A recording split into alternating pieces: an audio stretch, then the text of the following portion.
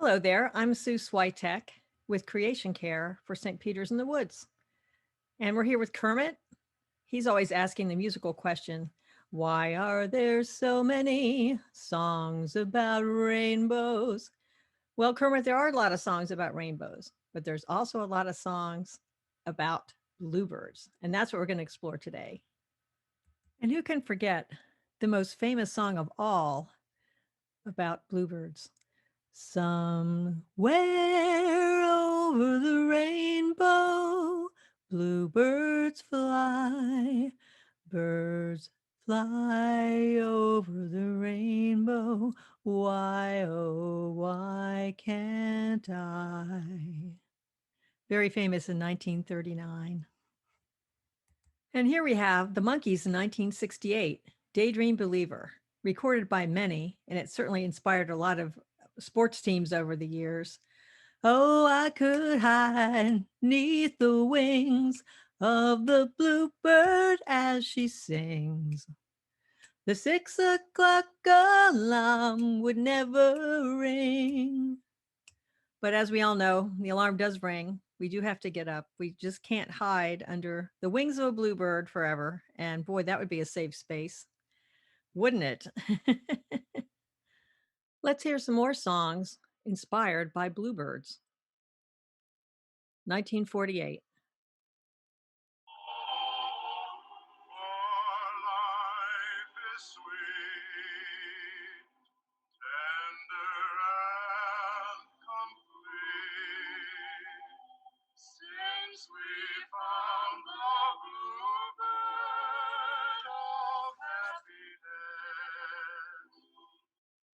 That was Joe Stafford and Gordon McCrae recording that in 1948. It was originally written in 1934. Let's move on here to Vera Lynn. There'll be bluebirds over the white cliffs of Dover tomorrow. Just you wait and see. Vera Lynn was British, and as a matter of fact, she just died in 2020 at the age of 103. But that song cheered up the troops over in the UK during World War II. The funny thing is, the lyrics were written by an American who had no idea there was no such thing as bluebirds in Britain. But it was something that lifted the spirits of all in World War II. Now let's see what's going on with Paul McCartney and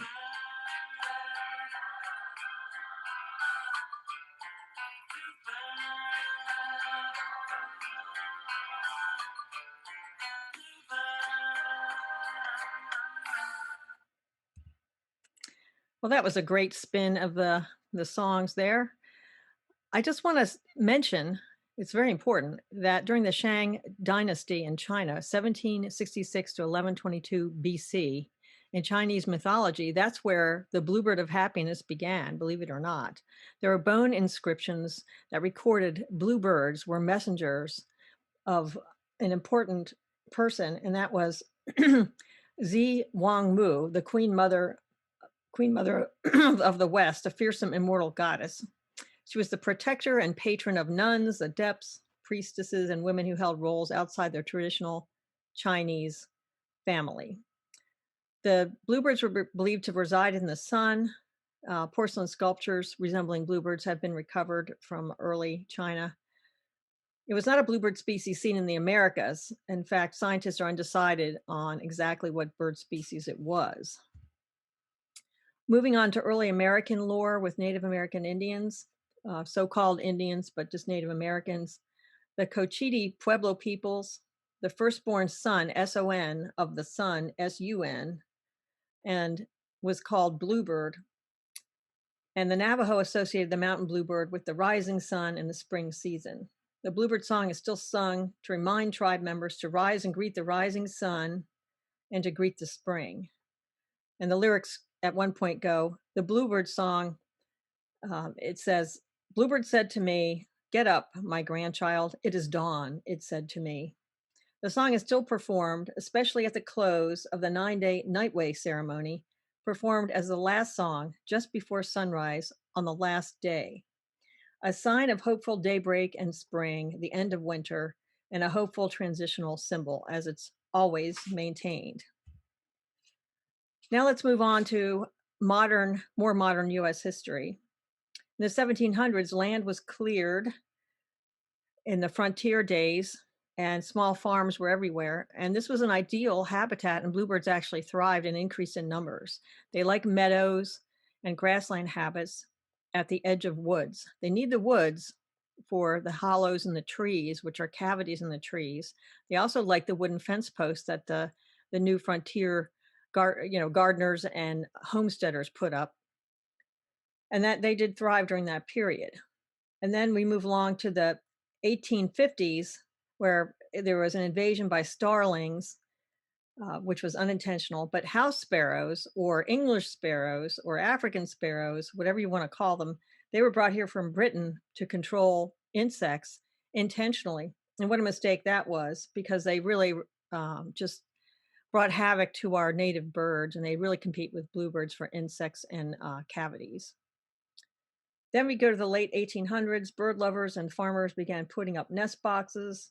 1887, the states began eradication programs to get rid of the house sparrow, and they realized what a big mistake it was, because we already had gentle native sparrows that just nest in trees. 1919, the first studies were launched to provide scientifically designed nest boxes. In the 1930s, bird watchers became active in more organized ways. And then, as you can see, in the 1950s until today, more and more boxes have been made and put up, but we had huge losses in 1977-78 winter. It was a record cold winter, but the bluebirds have largely recovered with our help. Here's the three bluebirds that are seen in the Americas. We have the western bluebird on your left. We have the mountain bluebird at the bottom. An all blue bluebird doesn't even have a tawny white stomach. And then we have our eastern bluebird. We love our eastern bluebirds, and that's what you're going to see locally. The Latin name is Cialia cialis. Here is the range of the eastern bluebird.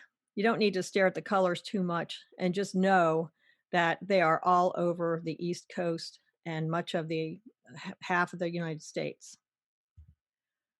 Okay, we're talking about the Virginia Bluebird Society, and they do great work, and they give lots of advice. There's lots of resources on their website, virginiabluebirds.org. They're protecting the eastern bluebird and other native cavity nesters. Their organizational goals are up here. This is condensed from their website. They promote bluebird conservation projects, establish and support a statewide network of trails, create a consistent protocol for monitoring, very important. They aid in research and data collection of native cavity birds, and they develop educational programs and materials. This is a graph. It's a little odd with the count years are just incremented one by one, but 109 represents 2009, just to give you a scope here. And see the red graph there, that's the eastern bluebird. You can see it just really had a tough time, 77, 78, record cold, trying to recover from that. And it has recovered, as you can see the reds going all the way up there. This is the data from the Virginia Bluebird Society with nest box activity in 2020. As you can see, Fairfax does very well. We far and away have the largest number of boxes as far as the counties that are reporting in Virginia. 716 boxes, and we have many, many hatched and fledged birds. Fairfax has by far the most boxes and the most fledged birds of all the cavity dwelling types. We're second place in bluebird fledge count. That's because tree swallows are very prominent and prevalent in this area. There's a little close up if you needed some help there. Look at the bluebirds, 1,600 plus.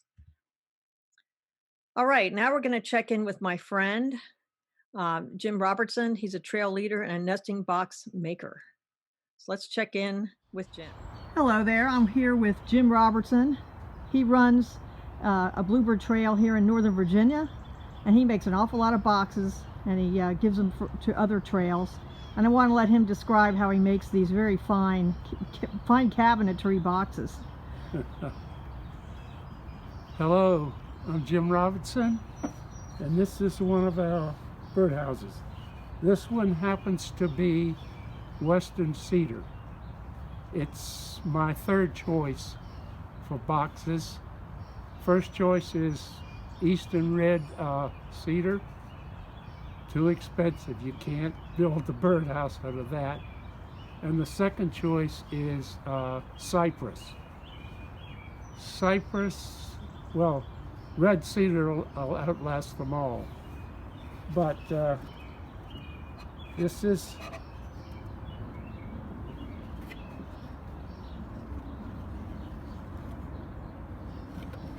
That's quite a lovely job.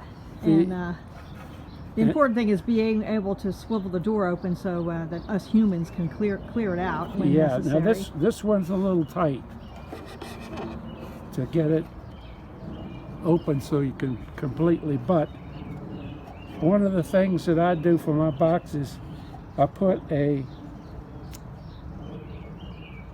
threaded like screw that you screw the screw into.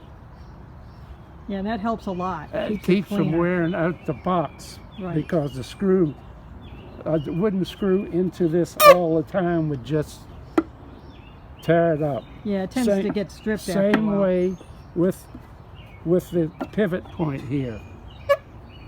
They're threaded inserts. All right. Now, the most important thing, the size of the opening. 1.5 inches. Okay. Yes. What for bluebirds? It must be 1.5 inches. Okay. All right.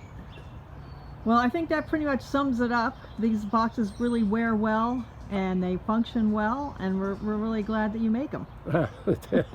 Thank you. All right. I'm glad we got a chance to talk to Jim Robertson. I really respect the man. He makes some fine cabinetry boxes. And here's the important thing to worry about when we are constructing boxes. You want the opening to be exactly 1.5 inches across diameter. You want the side or the front to open so you can clean it out. And you want a Phillips head screw to secure the opening. And the reason I say that is because there's a lot of children and adolescents that roam around nature areas, and even we might have a lot of children out playing at our church. And it's very easy for someone to have a conventional screwdriver or just to grab like a dime and open a box. And if you just have a little piece of wood to flip open, it's amazing how many kids, they don't realize the damage they're doing. If they leave the door open, they're just toast. I mean, hawks will get them, predators will get them. And you just really need to secure it and have only authorized people opening the boxes. And the slant roof is for the rain, get the rain shedding off. And the interior space should be about 5 inches by 5 inches. That's less critical than worrying about the door opening. There should be drainage in the floor and ventilation holes and ventilation of some kind. Here you can see these 3 holes, and there's plenty of ventilation because you want it to dry out in the rain if there is trickling rain getting in there.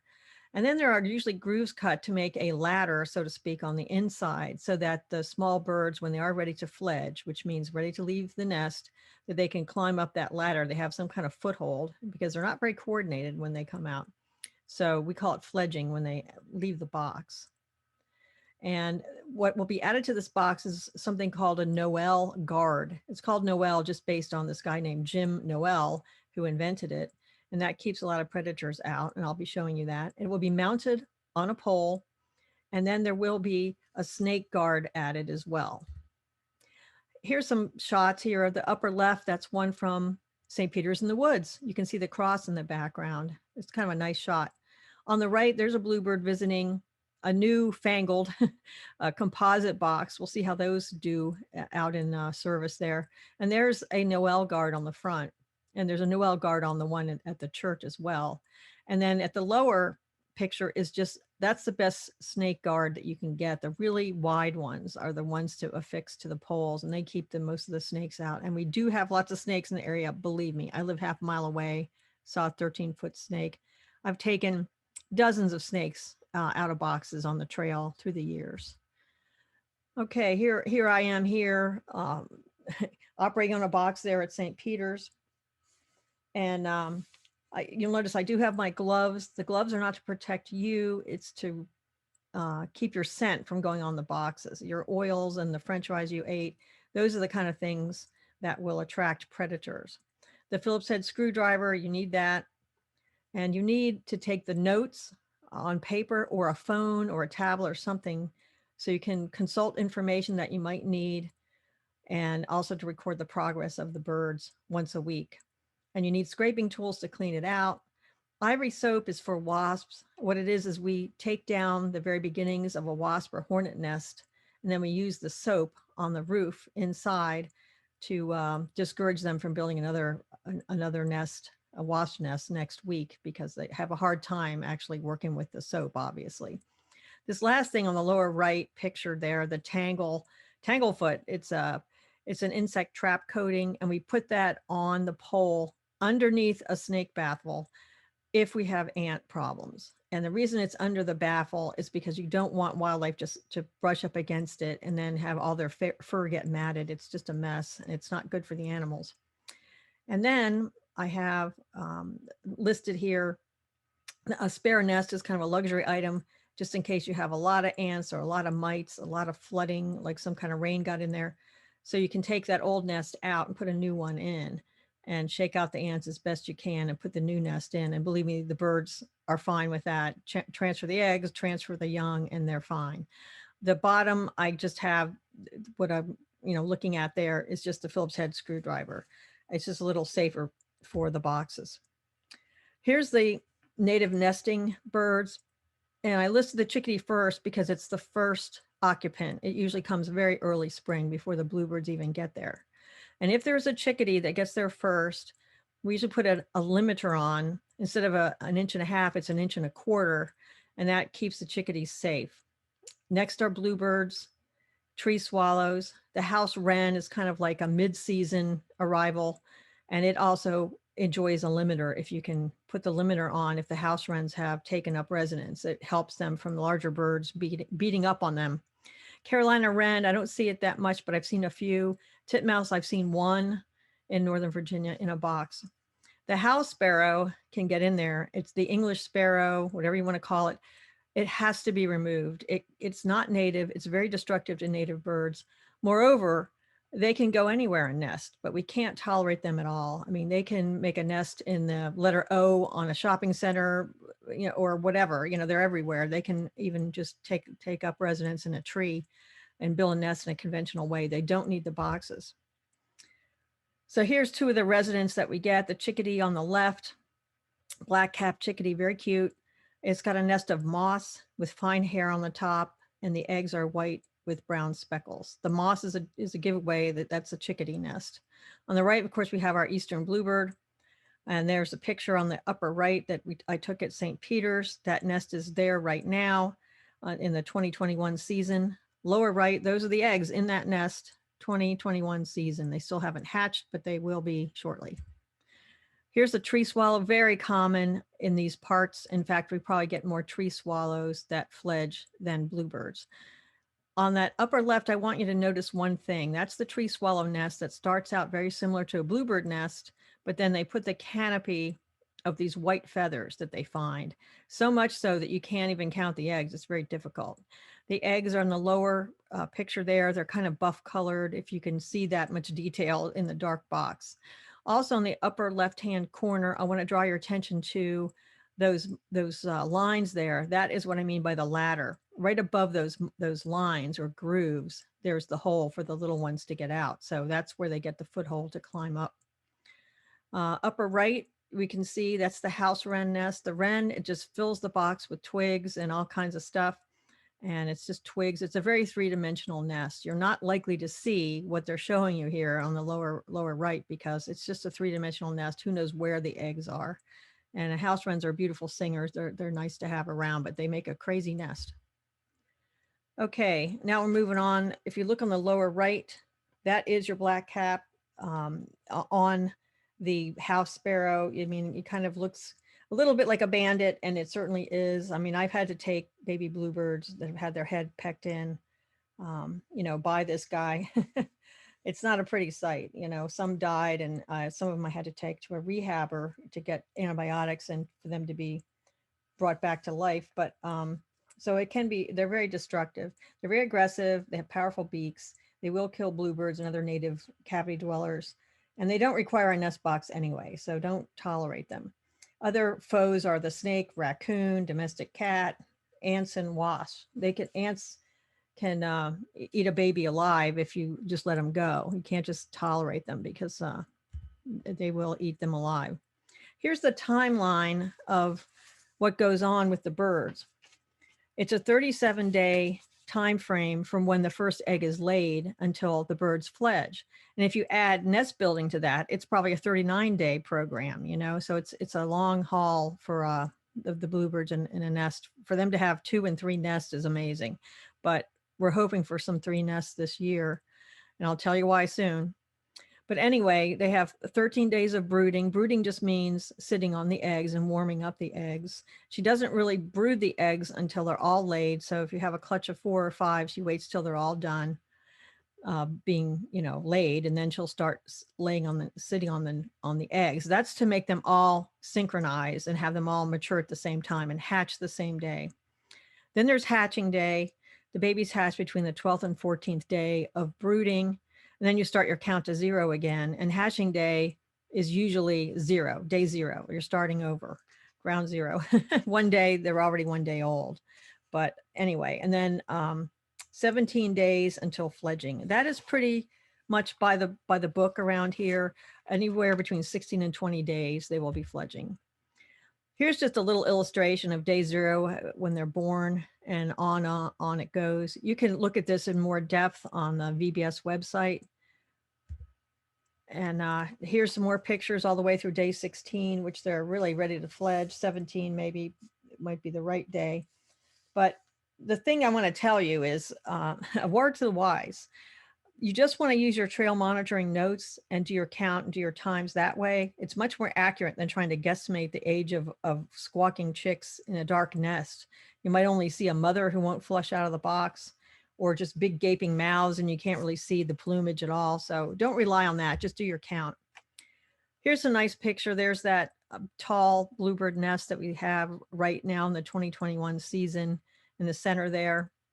And then the left is the 5 eggs that are currently there at St. Peter's. Lower right, that is a young chick from last year at St. Peter's. That looks about 6, 7 days old, somewhere around there. And then upper right, that is hatching day, a beautiful shot that I got just this season at another trail that I work. The upper left-hand corner is just these buttons that the Virginia Bluebird Society has for purchase. And I was going to get some of those and give them to kids that just want to look in there and, you know, look at the trail and just look in a box and just be part of it. And maybe 2022, we'll have to wait on that. This is a form that we use on the trail. This page, there'll be a page for every box on the trail. So this represents 1 box, and every line represents another week. And I'll zoom in on how this looks, and even a filled out one. We usually tell people to fill things out in pencil so you can erase your mistakes. But for the purposes of showing how this is filled out, I have blue on here. It's pretty self-explanatory, the month and the day. If it's an empty box, I put an X there. I usually repeat myself and write out the word empty, because draw their attention to the state of it, because in pencil, a little check mark or a little X, you can't really see it. Notice on this one, this is actual data from the last season at St. Peter's. We had a few grass strands present 1 week. The next week, complete bluebird nest. The snake guard had been replaced. Things were looking good. But in 1 week, it just changed over. A TS takeover, a tree swallow takeover, and they already had 4 eggs. So it's amazing out there. But we had a very good result for the first year of having just 2 boxes up. So I'm not worried about it. Anyway, brood X, brood 10, cicadas are emerging 2021. I've already seen some holes. They're starting to come up. And you can see the distribution on the upper right. We're right in the thick of things with this cicada swarm. And maybe a face only a mother could love on the lower right. But this ruler on the left, that's a 1 foot by 1 foot ruler. You can see how the density it can be. And around here, believe me, in Annandale, where grew up, there's an awful lot of cicadas in the area, and those are great food for birds. So we're expecting a bumper crop of bluebirds this year, and really all birds are going to benefit from the cicadas. This is my way of distilling in the entire talk into this one page. So this is all you need, really. Bluebirds have been a hopeful, inspirational symbol for all times. They need our help due to diminished habitat and competition from many other birds, some of which humans introduced. Man-made nest boxes are very successful, and if the protocol is followed, bluebirds will flourish. The Virginia Bluebird Society says they've added over 250,000 birds in Virginia. That's amazing. You monitor trail boxes regularly once a week. You clean them out promptly. So you're maximizing opportunities for native birds to nest. A lot of birds will not nest in a befouled box. You have to clean it all the way out, or else they're not going to nest. Other birds are more aggressive. They see a nest there, it doesn't matter. They'll build a new one on it, put a topper on it, and just go to town with their own nest. But that's not ideal. We like to get the junk out of there. Never tolerate the aggressive invasive house sparrow. Most important thing. They can nest anywhere, and they don't need to be in there. They're very aggressive. Get rid of them. Don't tolerate them. You never have to throw out eggs. If you just stay on them, get rid of the nests, they really will leave your trail. Don't open boxes between the 12th and the 16th day after hatching day, and be extremely cautious 17th to 21st. I usually put my ear up there, try to see if there's any activity. You do not want a bird to slip out that wasn't really ready to fledge. Come equipped with the proper tools to do a good job. We already discussed those tools. And make sure you bring the season's trail history with you and take good notes. Don't rely on your memory. Don't rely on your memory. You got to take good notes, and your trail will be a success. Here's some resources. It's self-explanatory. You can dwell on this slide if you want to look it up, but I'll just mention these are all self-explanatory. North American Bluebird Society. Remember, they're going to have all bluebirds, so they're not all going to be our eastern bluebirds, and there might be slight differences throughout the U.S. on how they handle bluebirds. So it's better to stick with Virginia probably because they have the right climate for us. Audubon Society needs no introduction. And then Cialis.org is kind of different, but it's run by a private individual. Her name is Bet something, like for Betty. And but she runs a great site and has a wealth of information. This is a still picture taken from a recent music video, a Miranda Lambert song called Bluebird, which is kind of a hoot. It's quite a crazy meme. And there's like this not Eastern, it's a mountain bluebird in a cage, and she's in a cage and all this blue plumage, and the camera goes back and forth. And I'm not going to dwell on that music video, but let's just hear the call of the Eastern bluebird.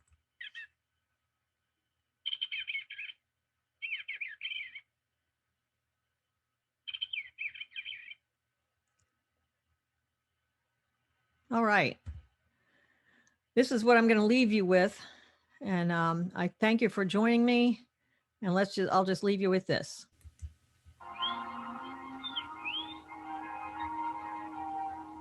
If happy little bluebirds fly beyond the rainbow.